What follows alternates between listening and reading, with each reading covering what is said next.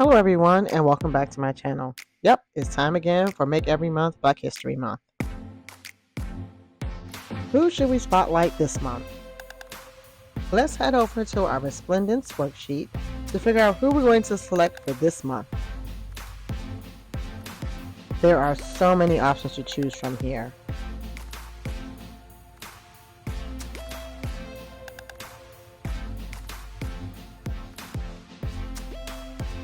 How about we choose someone who has a birthday in the month of October? Ladies and gentlemen, I give you Fannie Lou Hamer, who was born on October 6, 1917. Now back to our Resplendence worksheet and let's find our inspiring woman. There she is. Hi, Fannie.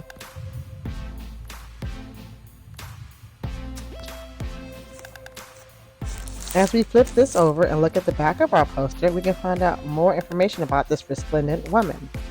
Now, where exactly is her blurb? Ah, there it is. Our Resplendence fact sheet reads as follows. Fannie Lou Hamer, civil rights activist. Hamer was born and raised in harsh Jim Crow, Mississippi. She endured racial hatred and a brutal beating in her crusade for Southern blacks' rights to vote and legal employment and education. In the early 1960s, she was active fighting unjust voting laws and teaching African Americans how to register and pass literacy tests. This queen was born on October 6th, so this is our selection for this month's Make Every Month Black History Month. I know what you're thinking. Why doesn't this resplendent woman have a doll? I looked through my collection and this is all I saw. No doll for Fannie Lou Hamer. Let's make her one.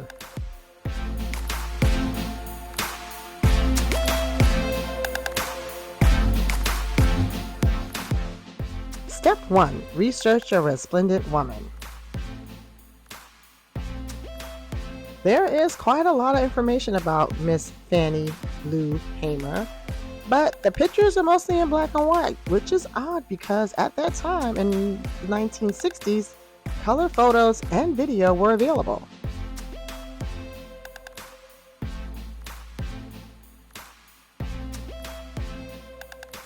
Now, of course, there are repetitive pictures of a very famous speech that she did back in the 1960s, but we'll get back to that.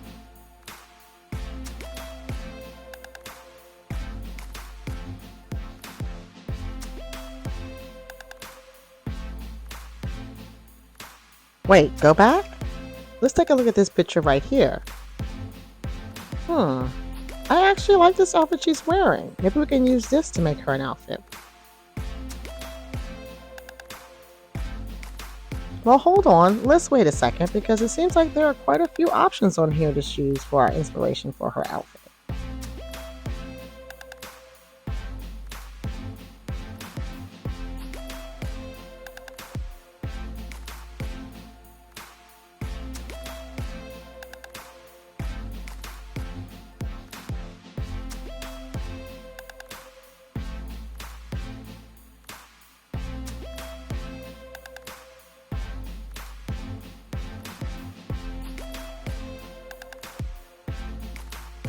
Oh wait, go back.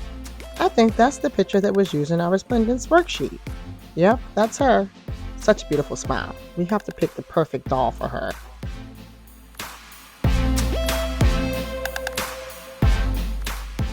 Step 2. Find a doll that resembles your resplendent woman. To the doll bin. Now, we have a lot of options in here, but we are looking for a particular skin tone.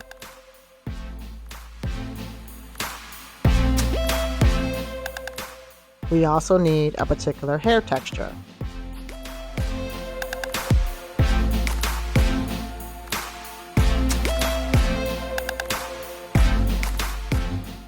Maybe I should work on finding the face sculpt first and then picking a body. What about this one? What do you think? Nah. Nah. Let's see, what else do we have here? Nah. This might take a while.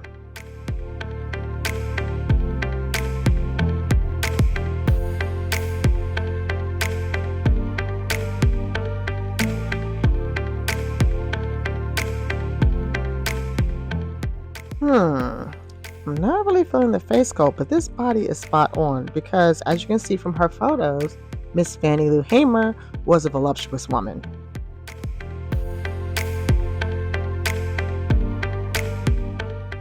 Okay, now that we've gotten the body, let's find a proper head sculpt for her.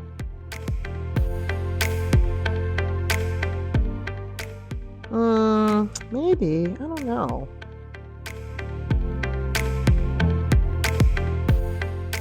Ooh, what about her? Nah, that lipstick is awfully bright. Okay, what about Nikki's? Oh no, I think Bessie Coleman's face sculpt is a Nikki's face sculpt.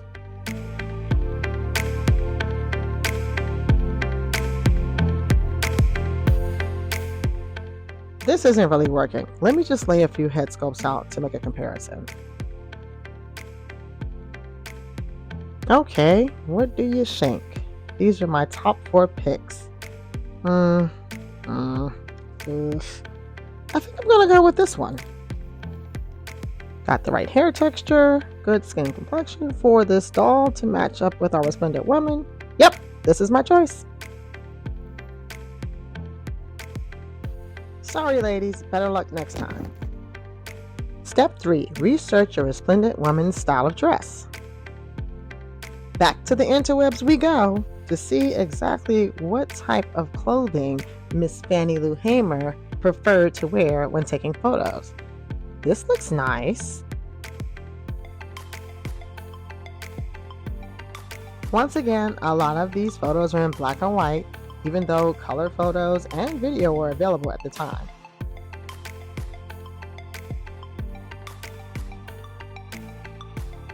Oftentimes when I'm trying to make an outfit for a doll specific to an era and time, and I want to get the colors correct, I will forego the black and white pictures and only search for a color picture.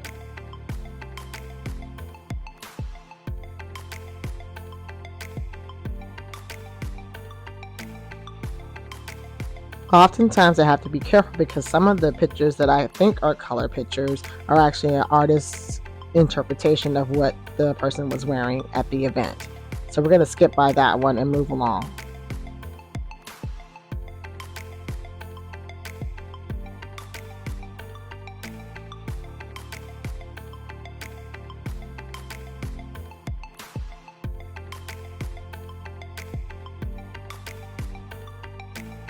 Oh wait, go back. There was a color picture there. Let's take a look at that one. I'm sure there's a story behind this picture, and we'll get into that later.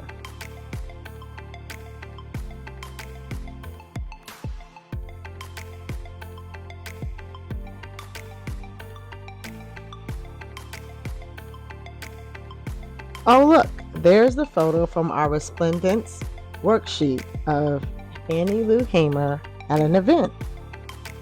Maybe I could use that outfit. I'm not sure. Step 5. Find fabric suitable for your doll's outfit. To the fabrics bin. Now, I have a lot of different fabrics from a lot of different eras. I'm looking for something specific from the 1960s. What do you think? Definitely not that color red. That looks like plants. Man, do I have a lot of sheer and white fabric in here. What was I creating with this? Oh boy, this might take a minute.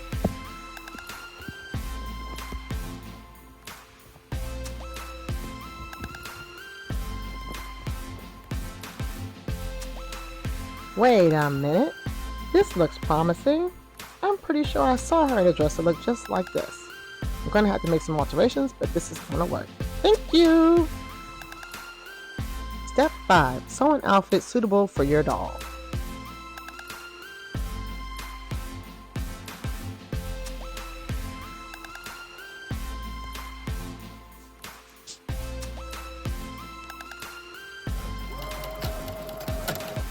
Excuse me, ma'am. I can't do this with you hovering over top of me. You know what?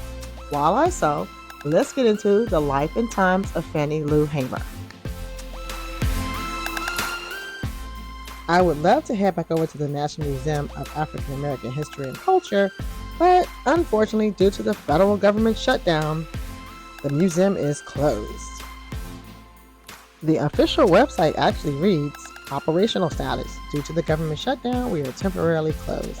Please check back for reopening updates, which I will be doing. And if you're wondering, yes, I too, your narrator, Mama Bear Jenny Dolls, was also furloughed and I'm at home, but that doesn't mean I shouldn't continue on with this series, right? That's right. Now let's get back to Fannie Lou Hamer, civil rights activist. Born on October 6, 1917, the youngest of 20 children, the legendary community organizer and civil rights leader Fannie Lou Hamer, originally Townsend is her maiden name, grew up in the racial oppression and terror of post-Reconstruction Mississippi. Her parents were sharecroppers who picked cotton for a white plantation owner, an exploitative arrangement that kept the family in extreme poverty. At the age of 6, Fannie Lou joined her family in the cotton fields between classes at the schoolhouse provided for sharecroppers' children. But by the age of 12, she was forced to work on the plantation full-time. Though her schooling was limited, Hamer educated herself by diligently reading and studying her Bible. In church, she also fell in love with singing. Her amazing voice and formidable faith both became defining features of her later activism. Now we're going to have to fast forward about 18 years. Yes, I know, a long time. But after she got married to a man named Perry Hamer, they lived together and worked together on the plantation her family worked on for all those years prior. In 1962, she attended a meeting hosted by the Student Nonviolent Coordinating Committee, SNCC. It was a transformative event in her life, and she was heard being quoted as saying, "I had never heard until 1962 that Black people could register and vote." The following day, she joined 17 of her neighbors on an SNCC bus to Indianola, Mississippi, where they attempted to register to vote. Officials blocked most of the group but allowed Hamer to fill out an application and take a literacy test. Unfortunately, she failed that literacy test. On the drive back, the bus was stopped and the driver was arrested for operating a bus that was too yellow. While the passengers were held on the bus, Hamer sang spirituals like "This Little Light of Mine" and "Go Tell It on the Mountain." Unfortunately, upon arriving home that night, Hamer was confronted by the plantation owner, who ordered her to withdraw her voter registration. She refused and left the plantation that evening, never to return. After this happened, Hamer was quoted in saying, "They kicked me off the plantation. They set me free. It's the best thing that could have happened. Now I can work for my people." And with this, Hamer stepped up her activism for the SNCC. She became involved in relief work, distributing donated food and clothes to the poorest residents of the Mississippi Delta. Hamer was becoming well known for her organizing, which made her a target. And on June 9, 1963, Hamer, now an SNCC field secretary, and several other activists were traveling back from a voter registration program in Charleston, South Carolina, when they decided to stop and needed a bus station in Winona, Mississippi. At that time, it was a brave act of civil disobedience. Hamer and a few of her companions sat at the station's whites-only lunch counter. The police were called, and Hamer and 5 others were arrested and taken into the Winona jailhouse. While there, the women were brutally beaten for over 4 terrifying days, leaving Hamer with severe injuries to her eyes, legs, and kidneys that would affect her for the rest of her life. After that ordeal, Hamer was quoted in saying, "The beatings made her hard as metal," and she went on the road leading SNCC meetings and visiting Black churches where she encouraged parishioners to vote. She became a gifted orator who could stir audiences with her passionate, unrehearsed speeches and gospel songs. In 1964, Hamer helped organize the Freedom Summer Project and co-founded the racially integrated Mississippi Freedom Democratic Party, MFDP, to challenge the state's Democratic Party, which was dominated by white segregationists. That effort culminated at the 1964 Democratic National Convention, where Hamer argued that because blacks were not allowed to vote in Mississippi, the state's Democratic delegates were not legally elected. In a fiery speech, she pushed the party to seat the MFDP delegates and coined the new iconic phrase, "I'm sick and tired of being sick and tired." Fearing that seating the MFDP delegates would cost him white Southern votes, President Johnson decided to interrupt Hamer's remarks with an unscheduled televised press conference from the White House. Ironically, the television networks decided to rebroadcast Hamer's testimony during prime time, bringing her words to a far larger audience. Recounting her experiences of racial prejudice, Hamer exposed the lie at the center of American democracy. "Is this America," she asked with tears in her eyes, "the land of the free and the home of the brave, where our lives be threatened daily because we want to live as decent human beings?" While the Democratic Party refused to seat the MFDP, the convention brought Hamer to national prominence. It also set in motion a series of events that led to the passage of the 1965 Civil Rights Act, which banned local laws like the literacy test that had prevented Hamer from exercising her right to vote just a few years earlier. That same year, Hamer announced her candidacy for the Mississippi House of Representatives in a challenge to white segregationist James Whitten. When the Democratic Party refused to allow her on the official ballot, an estimated 60,000 black voters wrote her name in on the Freedom ballots. After that, Hamer began to focus on building economic power as a path towards political power. And in 1969, she launched the Freedom Farm Cooperative, FFC, to increase economic opportunities for poor African Americans in the Delta. Okay, how about we take a pause for the cause and do a progress check on our doll. Since the original fabric that I had chosen for Fannie Lou's dress was sheer, I had to make her a sheep dress underneath. I basically used the ribbon from the edges of the robe to make the sheath to go underneath of the dress. What do you think? Okay, not too much. I'm not going to give it all away yet. Let's circle back around to the life and times of Fannie Lou Hamer. Now, where was I? Oh yes, 1971. This is the year that Hamer helped found the National Women's Political Caucus to recruit, train, and support women to run for government office. That same year, she gave one of her most famous speeches at the University of Wisconsin, telling the predominantly white audience that your freedom is shackled and chained to mine, and until I am free, you are not free either. After all of that hard work and dedication, former President Joe Biden posthumously awarded her the nation's highest civilian honor, the Presidential Medal of Freedom, in January during his last weeks in office. Well, I'm all done. Time for the big reveal.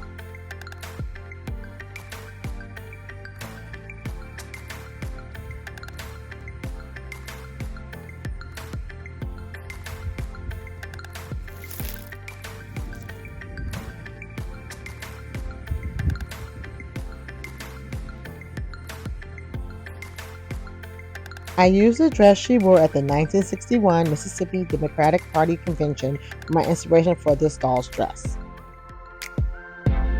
The reason why I selected this dress is because it was one of the very few dresses that can be seen in color. This dress, along with other artifacts from Fannie Lou's life, can be seen at the museum located in Belzoni, Mississippi, titled the Fannie Lou Hamer Civil Rights Museum. Here's a side-by-side comparison of my doll and the dress that I made based off the inspiration from the photo next to it. This resplendent woman mesmerized the nation with a televised speech that challenged the seating of Mississippi's all-white delegation to the 1964 Democratic National Convention. Now, while I show you the photographs of the doll that I created in inspiration of Miss Fannie Lou Hamer, let's listen to her actual words that she presented to the Credentials Committee in Atlantic City, New Jersey. Mr. Chairman, and to the Credentials Committee, my name is Mrs. Fannie Lou Hamer, and I live at 626 East Lafayette Street, Rooseville, Mississippi, Sunflower County, the home of Senator James O. Eastman and Senator Stennis. It was the 31st of August in 1962 that 18 of us traveled 26 miles to the county courthouse in Indianola to try to register to become first-class citizens. We was met in Indianola by policemen, highway patrolmen, and they only allowed 2 of us in to take the literacy test at the time. After we had taken this test and started back to Roosevelt, we was held up by the city police and the state highway patrolmen and carried back to Indianola, where the bus driver was charged that day with driving a bus the wrong color. After we paid the fine among us, we continued on to Roosevelt, and Reverend Jeff Sonny carried me 4 miles in the rural area where I had worked as a timekeeper and sharecropper for 18 years. I was met there by my children that told me the plantation owner was angry because I had gone down, tried to register. After they told me, my husband came and said the plantation owner was raising Cain because I had tried to register. And before he quit talking, the plantation owner came and said, Fannie Lou, do you know, did Pap tell you what I said? And I said, yes, sir. He said, well, I mean that if you don't go down and withdraw your registration, you will have to leave. Said then if you go down and withdraw, so you still might have to go because we're not ready for that in Mississippi. And I addressed him and told him that I didn't try to register for you. I tried to register for myself. I had to leave that same night.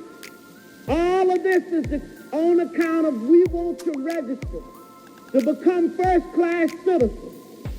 And if the Freedom Democratic Party is not seated now, I question America. Is this America, the land of the free and the home of the brave, where we have to sleep with our telephones off of the hook because our lives be threatened daily because we want to live as decent human beings in America? Thank you.